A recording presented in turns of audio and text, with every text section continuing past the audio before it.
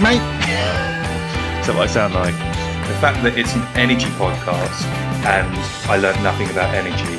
He's just spent 3 minutes at the back trying to get this massive pipe out. What, from frozen to edible, 3 minutes? Is that revolutionary? That's amazing.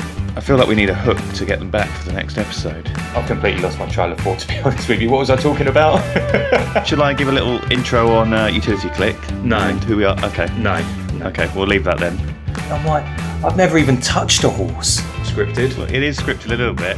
They're going to be like, I met someone really, really interesting this weekend who, in a good way, did not stop talking about energy procurement. Should we start the US podcast now, do you think? I thought that was the podcast.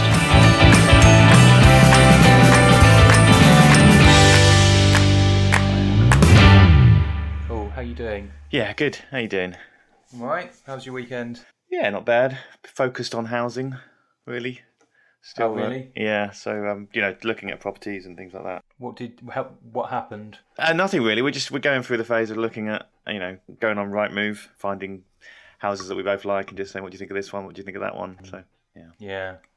Well, hopefully it all works out, mate. Thank you. Yeah, we're still looking. So, just want a nice bit of land. That's really what we want. But yeah. What to do? What with? I don't know. Just to feel like Lord of the Manor. No, I know what you mean. There is a nice thought about just. Are you not worried about like maintenance? But I quite like the idea of ride on mower. Yeah, but if you've got quite a bit of land, I mean, if not like massive. I mean, maybe like under an acre. Yeah. Okay. Yeah. I mean, we have seen places which is 3 or 4 acres, but that's just silly. It's just I don't understand when you go on Rightmove that it's seen as a benefit that you see this property and you think, oh, that looks nice, and it's like, oh, it comes with these 12 acres, and you're like, what on earth am I meant to do with that? No. It's like, well, the current owners use it for their horses. That's I'm like, I've never even touched a horse. Well, Helen would quite like a horse, but she grew up around horses, so. That's very middle class. It is, but I mean, we look at the properties and it's just got like a big flat field, and I agree with you like that. What we're going to do with that? But some of them have got like some nice little hills and things, and I don't know. I'm thinking of like a zip line. Yeah, no, I do get it.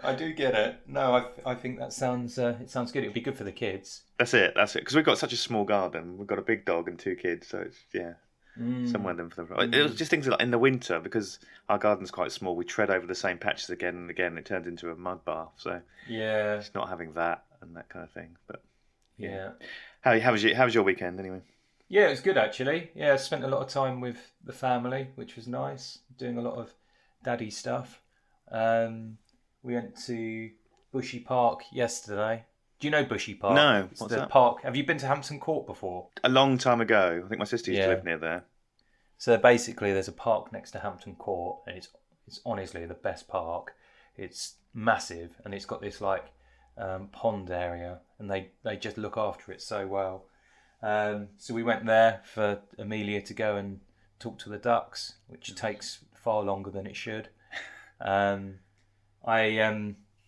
We went there, and Hayley turned around to me and she said, "Oh, I'd quite like a hot chocolate." This was at like 8:30 in the morning. She's like, "I'd quite like a hot chocolate," and I was like, "Oh, I don't really want to get a coffee."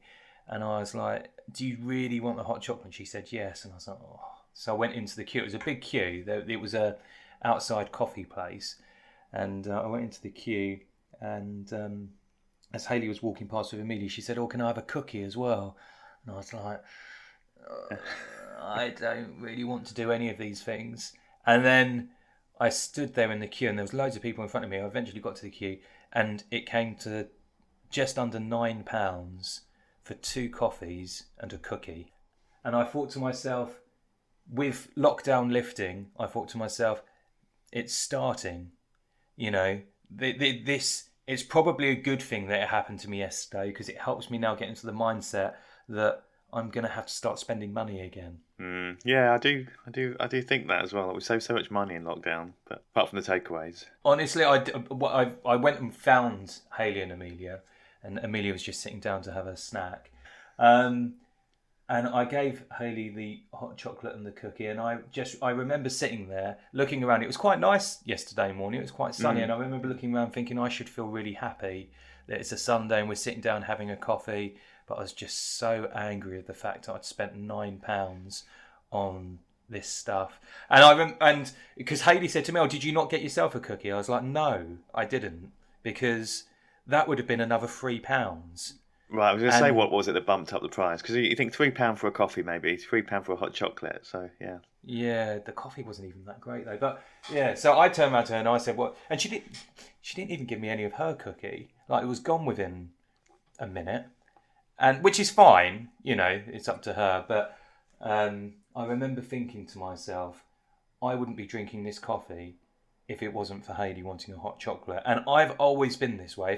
Whenever I go and do meetings or anything like that, and I go into a service station, even if I haven't eaten all day and I'm starving, if I see an overpriced sandwich in Marks and Spencer's, I think to myself, I'd prefer to starve and wait until I get home and make my own sandwich than pay probably £1.50 more than market rate. Even though it'll be 10 o'clock at night by the time you get home, you just yeah. Well, there are exceptions. I mean, look, coffee's obviously something that I go ahead and do. Yeah. How do you feel about sweets in a cinema foyer? Do you ever do that? Pick a mix? Or? No, I have done it before. I remember when me and Hayley used to go to the cinema quite a lot, and when I was trying to impress her, I remember buying popcorn with a smile. And that was the best part of, I think it was between £4 and £5. And 3D glasses, you'd spend 80p a go on that. And I used to accidentally leave the 3D glasses at home and then have to spend another £1.60 to go and watch it in 3D, which was infuriating. So I don't truly know if I was put under pressure whether I'd buckle or not, because of course, if I was starving, I probably would pay the money. If I was properly starving, like if things were getting pretty bad and it was dark and I hadn't eaten for 2 or 3 days, I probably would spend £4 on a sandwich from Marks and Spencer's. I imagine, but I haven't been in that situation yet. What I can tell you is if I've eaten within the last 24 hours, I will not overpay for food or any commodity for that matter. Within reason, petrol and stuff like that. I've rambled a bit here, but that is something that I've been thinking about a lot since it happened yesterday. I do. My Sunday, actually. I do get that. I do, especially. I don't know if you've been into Tesco's recently, but our Tesco's have started doing this thing where if you don't have your club card with you, lots of things cost double the amount or £2 more. And I see that, and I never have my club card because I'm quite forgetful. You can get one on your keys. I know, but I have I don't have a key. I have it's like a waterproof black box that just sits in my pocket all the time. Oh right, I see. So I don't even have a ring or anything. It's just But it just frustrates me when I see something. I think, I was going to buy that, but I'm not going to buy that now for £1 more just because of my bad memory. Yeah, I know. Bad memory. My watch battery went dead about 2 weeks ago. No, it was last week. It was over the Easter bank holiday. And it was one of my jobs that I needed to get done was to replace the battery.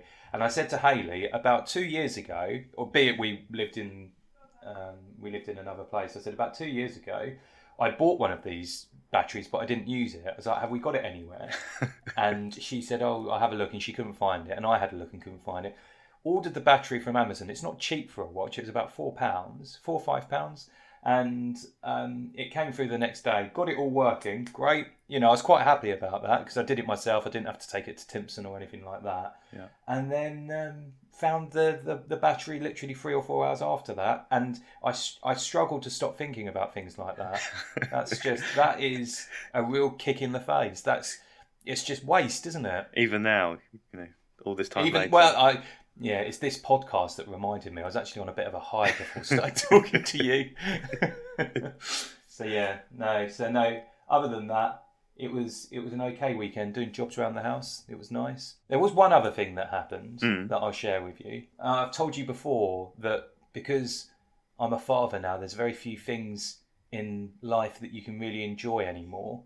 And one of the things that I do still enjoy is doing stuff on the house because you take a lot of pride in your house and everything like that. So I redid the trunking on the TV, the wire trunking. Oh yeah.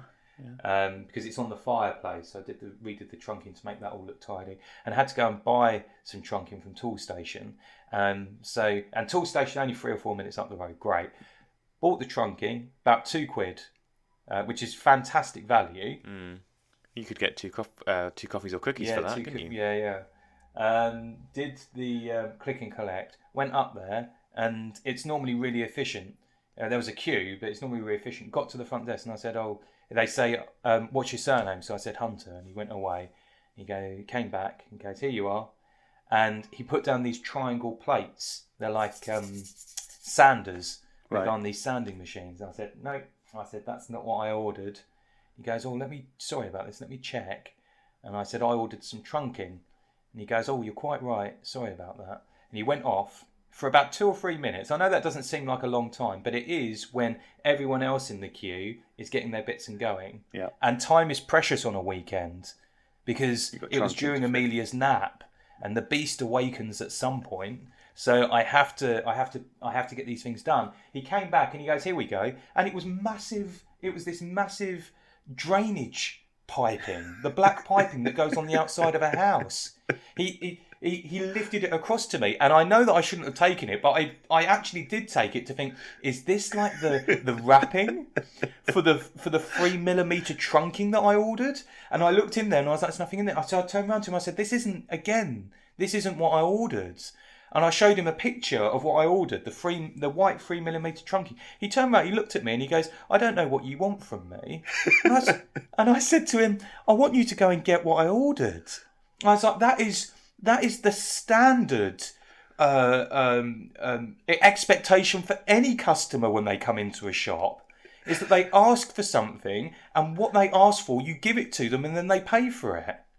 I couldn't believe he said that. Yeah.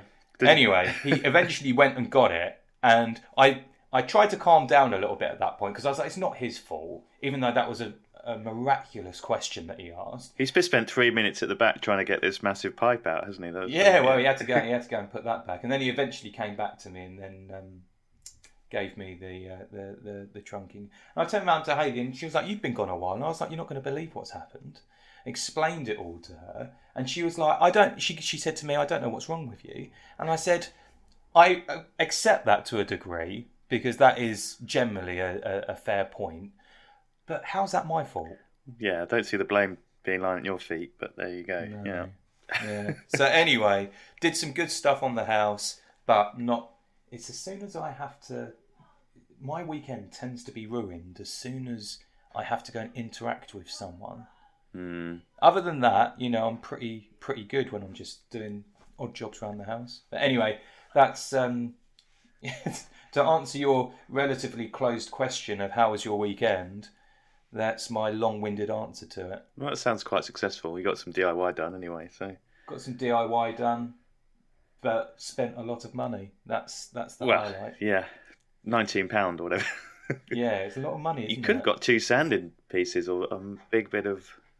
A big bit of drainage piping. Yeah, I could have done. And then eBayed that and paid for the price of your waffle. Yeah, I could have done. If I was more creative-minded, I could have really worked the situation to my advantage. But just stuck to the basic social standard of eventually getting what I ordered. Well, that's good though. At least you got there in the end. Yeah. A troubling weekend, but with a triumphant ending. That's good. It's a shame you didn't get a waffle, isn't it, rather than a cookie? Because then I would have tied it all. I know we talked about this on the last podcast. I'm still a little bit confused as to what waffles are in the UK. We had some feedback, didn't we? About yeah, we did. About should I? Oh, I've got it here actually. Shall I read it out? So, a gentleman called Jeff wrote to us and said, "Waffling in the US is different from the UK. In the States, it's often applied as an insult to a politician taking both sides of an issue or declaring a position and then going back on it." It's we've chosen a name that has negative connotations really, and we've chosen a name. We didn't really think it. We've chosen a name where we didn't really consider what it meant in the States, and we've chosen a name where one of the people that speaks on this podcast is still a bit confused as to what a waffle is in the UK. Well, the waffle in the UK is potato based, right? It's one of I those, thought it was. It's got the holes in it, hasn't it? yeah, square based. Yeah. Yeah. Have it with eggs or whatever you want. Yeah. Yeah, nice and easy. Put it in a toaster. But I guess you can put a US. Wait a minute. No, I'm confused again. Waffles are what you buy from Iceland. Yes. That you put in the freezer. Yes. And then you put in the oven. You can put them in a toaster. It's easy if you put them in the toaster. Can you? Yeah. From frozen? Yeah. Is that revolutionary? that's amazing. We do have them for breakfast sometimes with eggs, so we just pop them in the toaster. How long does it take in the toaster? Like 3 minutes or something. What? From frozen to edible and warm, Or 3 maybe minutes? more, I don't know, 3 or 4 minutes. I don't really. I just put it on setting number 5 and it's done. So if that's the case, why put them in the oven in the first place? I don't know why you're putting them in the oven. Oh, so is that not the way you should? I mean, I think on the packet it says toaster or oven. Maybe I could go and find one if you read out the cooking instructions to you. Yeah, maybe for the next podcast we should look at that. But one of us could make US waffles and one of us could make the UK ones, and then we could. I'm not overly keen. I mean, I find cooking so utterly boring that I prefer just to look it up on Google and then take the internet's word for it. But to reconfirm, the name has caused confusion and anger externally and internally. It has. There was one, I don't know if you saw this, but I think I shared it internally, but there was a company called, I'll say the name, but it's with an X. I know it's a family-friendly podcast, but it's Bollocks, so I'll say it like that. And their logo is a picture of a dog, so you know what they're getting at. But they create sweets and energy gels, and their core product is a waffle. And it's one that athletes can take as they're cycling. They can recover energy fast, that kind of thing. But since we've started releasing this podcast, they've actually renamed that core product to be Energy Waffle. So have they? Yeah. So it was called something completely different, like Strupenhausen waffle or something. I don't know. Oh wow! So do you think it's because they heard our podcast? It must be, yeah. But I do like how a company they're early backers. They're early backers. I can't help but feeling because they're called Bollocks and they changed their name to our podcast. Maybe we want to distance ourselves from an indictment on us, but I mean, we'd be happy. I'd be love some free samples. What way round do you think the sponsorship will go?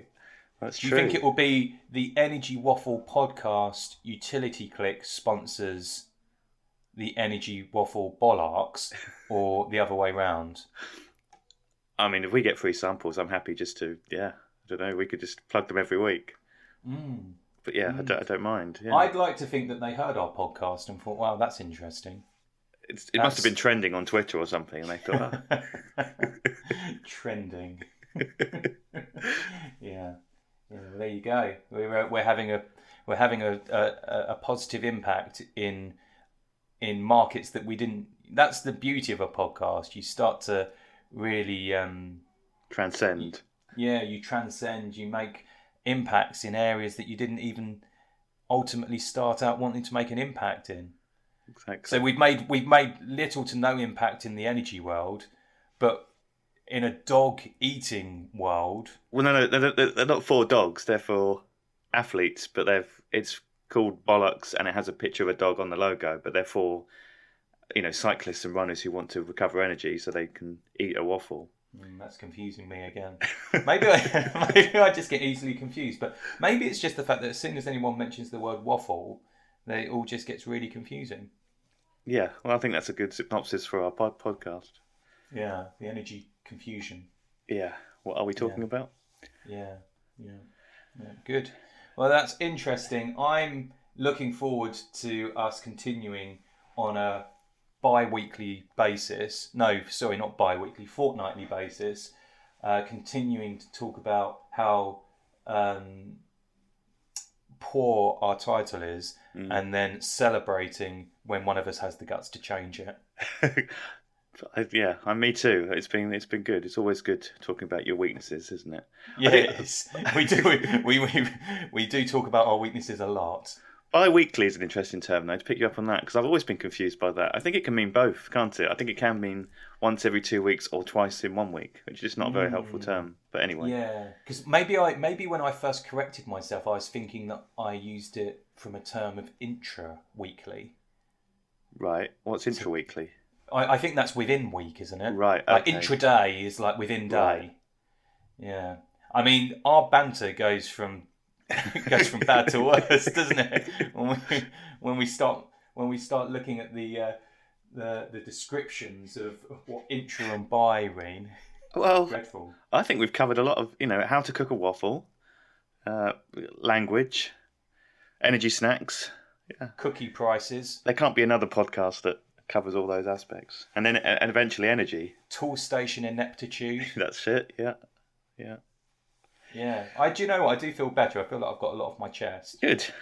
I feel like I've got a lot off my chest, but then more confused now than when the podcast started. And you're now thinking about watch battery prices? No, not watch battery prices, just, missed opportunities. Okay, yeah. Anyway, should we talk energy? Should we go back and talk about US and UK differences? Yeah, this is the last one on differences, because I feel like after this one, I will have covered it off to a nice level, and we can then move on to similarities, which can be covered off in one podcast for the next time. Sounds good. So to finish off on the differences, I just wanted to touch on the various naming conventions that there are between the UK and the US, because whilst some of the processes are the same, the US standard terms that they use are slightly different to the UK. So general naming conventions that are a little bit different. So in the UK, for I&C TPIs, anything that isn't matrix, anything of a reasonable size, you go out and you'll do a bespoke tender and just, use the word tendering. You send a tender out to market to get suppliers to price on a bespoke basis. In the US, they do exactly the same, but it's referred to as custom pricing. So when I was originally talking to US prospects and saying how our system can do bespoke tendering, they had absolutely no idea what I was talking about. So it's the same process, sending out effectively that bespoke tender to market, but they just call it custom pricing. So it's just getting your head around some of these verbal differences. And then as you go through the flow of a standard customer, so in the UK, you've got the customer hierarchy, where you've got the customer at the top, you've got a site, a meter, and then you've got a contract. In the US, it's similar. But you've got the customer at the top. They refer to their sites as locations. So they don't have site lists. We always refer to multi-site portfolios and site lists and everything like that. They just refer to them as locations. And anything that's attributed to the site or the location, they refer to as accounts. Because as I said in the first podcast, they really don't care too much about meters. Everything that they do is at account number level, or in Texas Easy ID level. So it's all relatively similar, but it's just the naming conventions that are slightly different. Again, registrations. So you go through a contract process in the UK, and you're waiting for it to get registered with the new supplier if it switches. In the US, it's just called enrolment, and the enrolment process, and then a few other ones. Commissions. So if I'm going to send out a quote and get suppliers to quote, I'll ask them to put an uplift into my quote, a brokerage commission. Same in the States, but they refer to those as adders or mills. Again, just small differences with the naming conventions. Interesting one is that in the UK, you've obviously got the type of purchasing you can do is either on a fixed term basis or on a flex basis. So the entire market, which isn't fixed, is referred to flex and flexible procurement. It's in the US, it's referred to as index pricing. So you get all of these different index products that you can go ahead and use to buy in tranches. So it's popular in the States, and there's quite a few brokers out there that do it. And some of those markets are deregulated enough, especially for high consumers, for you to be able to go ahead and purchase on a flex basis. They just refer to it as index products. And then Again, a small difference, but commission statements you receive from the suppliers in the UK, you get this statement in, you then go ahead, process it, make sure you're getting paid what you should be getting paid. In the US, they just call them payment files. So I've covered off the main kind of differences in naming conventions there. And they might not seem like big differences, but if you're talking to someone in the States, and especially when we've been adapting our system, if I present the system in its UK format to them, then just doesn't resonate with some of the naming conventions. So we had to make a lot of changes there to make sure that it was, the spiel was right for the US. Yeah, I still struggle with those differences. I still kind of have to correct myself and still forget, especially the bespoke tendering custom pricing one, that always trips me up. I'm getting better at it, mainly because I present it on a prospecting basis when I talk to the guys in the States. It is difficult for our guys, the account managers, to get into the real detail when managing a customer in the UK and then boom, switching across to the States. But but it brings us back to the title of the podcast again with the waffle and the little words mean different things, don't they? So it's just making sure that you understood, really. Yeah. One of the other big differences as well is so I mentioned about meters in the UK and accounts in the States. So in general terms, it's gas is gas. So you've got a gas meter in the UK, you've got a gas account in the States. In the UK, you've got two different types of electric meters. You've got non-half hourly and you've got half hourly. Non-half hourly, from a traditional point of view, was like one that you've got in your home where you just manually read a meter. Yeah. You take the meter read, but you've got AMR metering now, so you can get interval data coming through. And then half hourly electric meters tend to be the larger consuming meters, and it does what it says on the tin. It's read every half an hour through a data logger that's included on the meter. In the States, you've got similar setup, but you've got summary electric meters, which is the equivalent of non-half hourly. So they're used on the smaller electric sites, and they're similar in terms of the whole setup, but you can, for these summary electric meters, get monthly usage information from the utility, especially in Texas. You can just get that information straight from the utility. If they're a smart meter and it's all logged, you've got that logger information going through. That's slightly different in the UK because you still have a proportion of non-half hourly meters that haven't been upgraded to AMR. So you're still manually reading those meters. And then with the AMR meters in the UK, you can read it at a greater frequency than monthly. It can be read on a daily, half hourly basis as well. And then for half hourly meters in the UK, you've got interval electric meters in the States. And with the UK, read every 30 minutes. With the States, the frequency of reading can vary. Depending on the type of meter, it can be read every 15 minutes, can be read every 30 minutes or every hour. But yeah, again, there's no real difference in terms of the procurement process, but certainly in terms of the naming conventions around those accounts and meters, the split between non-half hourly, half hourly, and summary electric and interval electric. So it's just getting, again, those naming conventions right. Yeah, I wasn't aware actually that you could get your non-half hourly meter upgraded with an AMR. I know you can get smart meters, but I didn't know.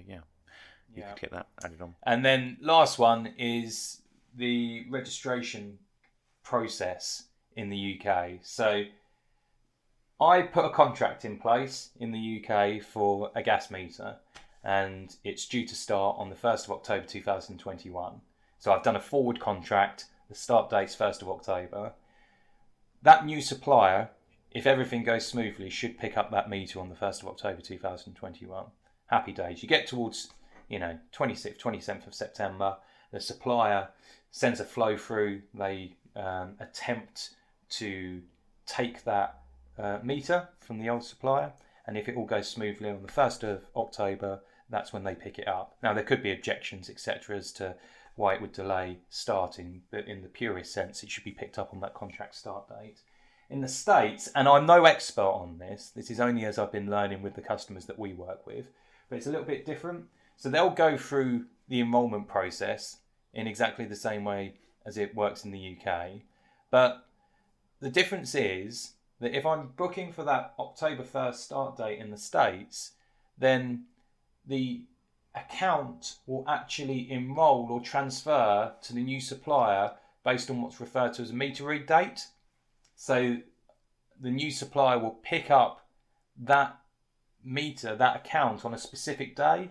And I believe those meter read dates are set by the utility, where you have 3 or 4 specific times in a month where you can actually go ahead and pick up that account so that you can then start billing appropriately from there.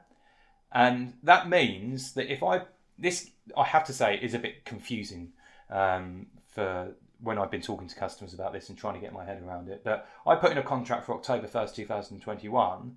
Well, it won't actually enrol and transfer to the new supplier potentially until the 15th of October, or whatever the earliest set meter read date is for that supplier to enrol that meter or account. And as far as I'm aware, the old supplier will still, even if the new contract's due to pick up on October 1st, but they don't until the 15th, the old supplier will still bill for the appropriate rate up until the date that it actually transfers. So from an enrolment point of view in the States, they look at it more on a monthly basis. You turn around, you put the contract in place, but you're like, okay, it's October 2021. So this account is going to transfer at some point in October.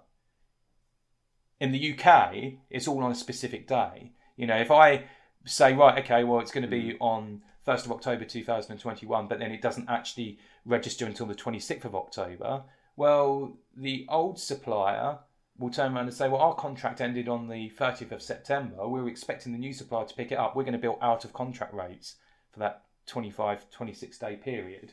So that's a big difference in the States, is managing that enrolment process and the way that they actually allow those accounts to transfer from one supplier to another. So in the States, there's kind of, with the suppliers, there's more of an understanding that we won't put you on a high price tariff in between, that even though those contracts don't quite add up, because we know there's going to be a set day each month that one supplier will take over from the next or from the previous. I don't know, to be honest with you, Keaton. I don't know whether it's that or whether it's actually just the fact that the supplier A turns around and goes, I've got a contract in place for this account through to October. So I will say that any point up until the 31st of October, I'll bill at whatever rates I have in place until it enrolls with the new supplier. And then the new supplier turns around and goes, I've got a contract that's starting in October. I will pick this up on whatever the closest meter read date is and then start billing from that point. Right. So I think maybe it's more that that process is in place, and the suppliers just look at it generally to go, I've got a contract in place until October 2021, rather than in the UK saying, I've got a contract in place until the 11th of October 2021, and now I expect it to leave on the 12th of October. Right. Okay. Is that just a kind of paperwork reason, do you think, then? Why they just reduce the number of times in a month that something can be crossed over so that everything crosses over at the same time? Or is it, do you know? Or, I don't know, to be honest with you. I don't know. I need to find out more about this stuff. The thing is, in the UK, I really do, I'm not trying to big myself up, but I really do understand the ins and outs of how the UK market works. So if I talk to any prospect or any TPI in the UK, I can have a really good conversation about the intricacies, why things work the way they do. I'm still learning in the States. My gut is telling me, and I really could be wrong on this, but my gut is telling me that because the utility is responsible for the usage and that account, that meter, in many ways, the utility is turning around and saying, well, from a billing point of view, and so that I understand how usage works and everything like that, I'm going to turn around and generally set for suppliers to say, you can go ahead and enrol these meters or accounts on any set day. On the set days that we dictate. You can't really do that in the UK because it's all broken out. You've got data collectors, meter operators, and then you've got the suppliers that sit at the bottom. So maybe it's a bit more fluid. I don't know. Maybe we need an expert guest on so we can ask them. Yeah. Well, there's a few things I don't try and pretend that I'm an expert on all of this stuff. So it could be that, we get people on where we can talk about this kind of thing in a bit more detail. I think that'd be good. And educate us as well. I think that's, but that's a good thing. Definitely. We shouldn't sit here and try and pretend we're experts. We're sitting here to try and, work out how these variances work and be willing to be educated on it. Exactly. It's called the Energy Waffle podcast, not the Energy Expert podcast as well. So. No, it's not, and thank goodness for that, because we need to get some experts. That would be a missell completely, wouldn't it? It would be, yeah. Yeah. So yeah, there we go. So that's all the differences, and all the main differences, and next week we can start talking. It won't take long. We'll talk about the similarities and how the UK and the US actually does work from a very high level point of view in very similar ways. Brilliant. And I'll get some energy waffles ordered from Bollocks. Maybe we could try Bollocks. some. You have please pronounce that. Please stress the pronunciation on that so that we keep it child friendly. That's true. Yeah. Cool. All right, mate. Lovely. Yeah, cheers, buddy.